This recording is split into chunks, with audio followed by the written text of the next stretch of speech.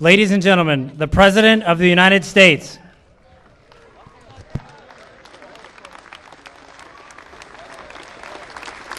Thank you all.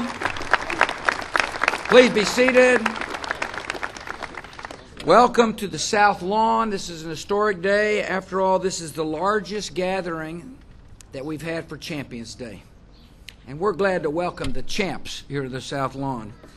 I appreciate being with good athletes, good students, and good leaders.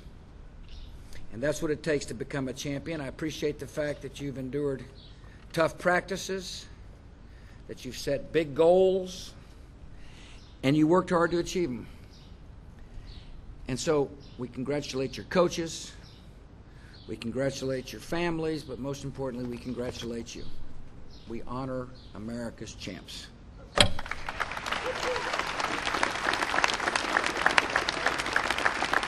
Secretary of the Treasury is with us. Secretary Paulson, thank you for coming, sir. I appreciate the members of the United States Congress that have joined us and the United States Senate. You don't need to do the gator thing. The teams here today span 21 different campuses in 14 different states, from California all the way over to Florida. You represent 8 different athletic conferences. Big Ten to the Pac-10 to the West Coast Conference and to the Ivy League. There's Tigers and Badgers, Huskers, and Anteaters. Go Anteaters. Fight Anteaters. You've distinguished yourselves on fields and fairways, tracks and tennis courts, rivers and rinks, pommel horses and pools, bowling alleys, mountains, and basketball arenas. You have one thing in common. You have achieved the great title of champion, and nobody can take that away from you. We have a number of first-time champs here today. The Auburn women's outdoor track and field team is here.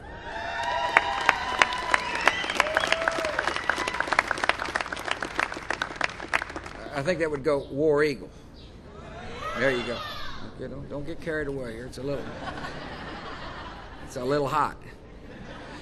Speaking about the Anteaters, UC Irvine men volleyball team is with us. Congratulations. The Gauchos. Yeah, UC Santa Barbara men's soccer team. Georgia Tech women's tennis team, first-time champ. Pepperdine men's tennis team is with us. Vanderbilt women's bowling team is with us today. There you go. Wisconsin men's indoor track and field. Some of the teams here have been waiting a long time to reclaim a championship. Dartmouth men's and women's skiing team. They won their first title 30 years ago, and now they're here at the White House. Congratulations. Michigan State men's ice hockey team. They won their first hockey crown more than 20 years ago, and they're back. Congratulations to you. We've got some repeat champs here. It's hard enough to win. It's really hard to repeat. Auburn women's swimming team. Back to back. Okay, ready? War Eagle. Cal women's crew. A feat that's really hard to do is win back-to-back NCAA basketball titles, and we're proud to welcome the Florida men's basketball team.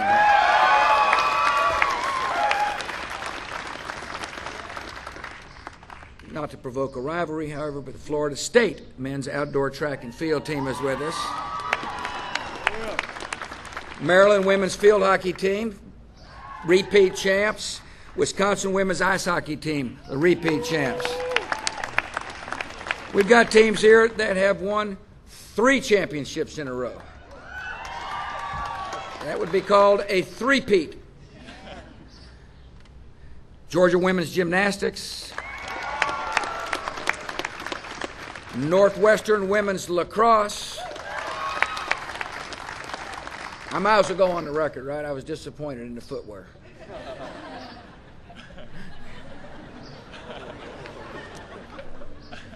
It's just too conventional, especially on a hot day. And the Stanford women's tennis team.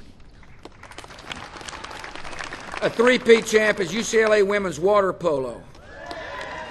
And by the way, their title was UCLA's 100th overall national championship. Congratulations to UCLA.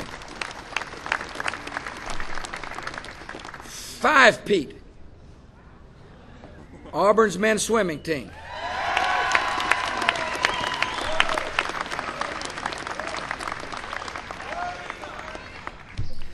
Some of the teams are adding new chapters to their schools' record books. Cal men's water polo. They won their 12th water polo championship, was an NCAA record. The Colorado men's cross-country team, the Buffaloes, won their second title in 3 years, and congratulations. Welcome back. The North Carolina women's soccer team. 18th championship in the 25-year history of the tournament. Georgia men's tennis. They went undefeated. They claimed their 5th NCAA tennis title. Nebraska women's volleyball. The Huskers were ranked #1 the entire season and won their 3rd NCAA championship. Penn State men's and women's fencing. They won their 10th national championship, more than any other fencing team in the nation. Penn State men's gymnastics won their 12th national championship. Stanford men's golf. Wire-to-wire victory during their 8th NCAA golf title. So I'm sitting back there with the captains. I said, do you want the 1-hour speech or the 5-minute speech? I said, you been outside lately? I said, yeah, barely. I said, how about the 2-minute speech? So I want to conclude this ceremony by thanking all the people that are here. I appreciate the fact that you're champions on the field and champions off the field. You know, I asked some of the seniors what they're going to do, and I remember one girl told me she's going to be Teach for America. That means being a champ off the field. It means giving back something to society. I appreciate the fact that the Pepperdine men's tennis team held a free clinic for children in Washington, D.C. just yesterday. In other words, you can win on the athletic field, and you can win in the classroom, but you can also contribute to our country by helping somebody in need, by using your championship status to help heal a broken heart or to help somebody live a better life. And so the champs, I'm glad you're here. For those of you who follow presidential politics, you know I'll be around one more year. I'm looking forward to having you come back. In the meantime, I ask for God's blessings on you, your family, and our country. Thanks for coming.